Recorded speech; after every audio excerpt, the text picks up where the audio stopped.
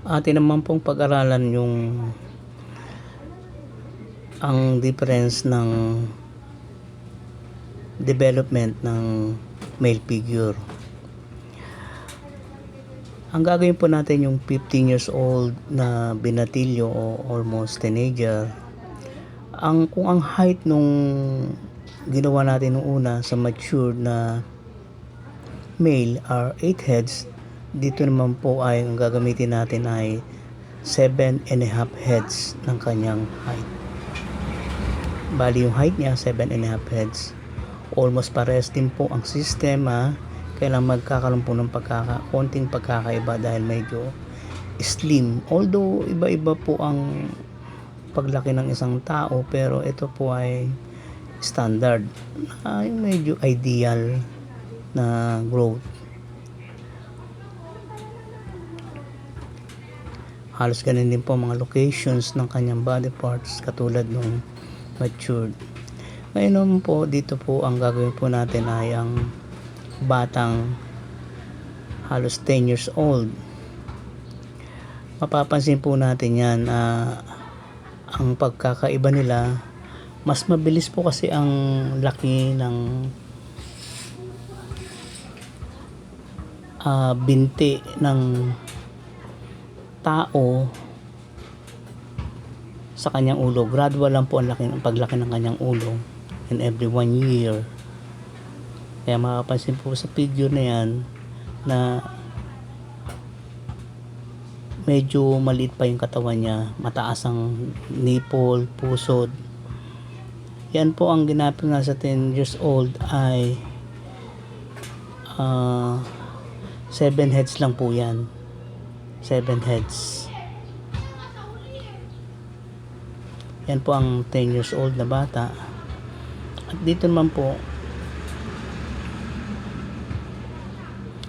sa isang iguguhit natin ay ang batang nagkakaedad ng 5 years old. Gradual lang po kasi ang paglaki ng kanyang ulo, mabagal kaysa kanyang binti at torso na halos twice ang bilis ng paglaki every year. Ginuhit ko ng ganitong paraan kasi para makita natin yung differences o yung pagbabago ng mga location ng body parts. Kaya sana ay makatulong tong drawing na to. Pag-aralan po natin, dito po ay magkakaroon po tayo ng kaalaman, yung comparison, paghambingin po natin yung pagkakaiba at ang development.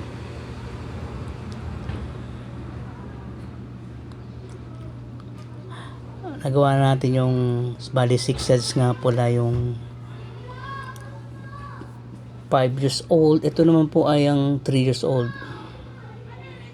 6 years old yung 5 years old. Ito naman ay 5 heads lang po ang gagamitin natin sa height ng 3-year-old na bata.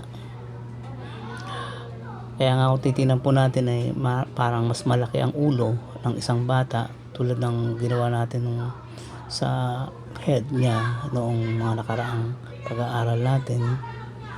Mapapansin mo po halos maiksi lang kanyang leeg.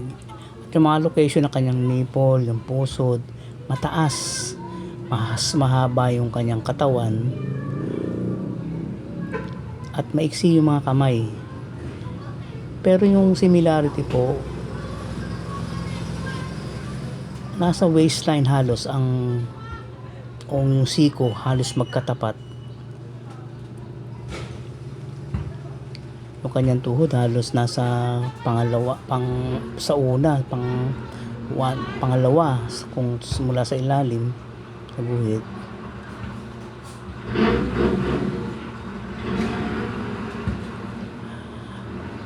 Yan po ang 3 years old na bata. Bali 5 heads po siya. Mamasa natin halos ang difference nila yung halos nasa balikat lang. Ito naman po ang gagawin po natin yung 1 year old na batang lalaki. Kita mo yung katulad ng ginawa natin, medyo chubby, cute. Halos yung heads niya, kalahati nandun na kaagad yung mata, kalahati na kanyang ulo. Mas mababa po yung kanyang location ng kanyang mata sa ulo. Doon po makikita ang cuteness. Yung legs niya maiksi rin yung mga paa. Yung kamay pala. Magagamit mo ang ganitong sistema sa paggawa ng character design.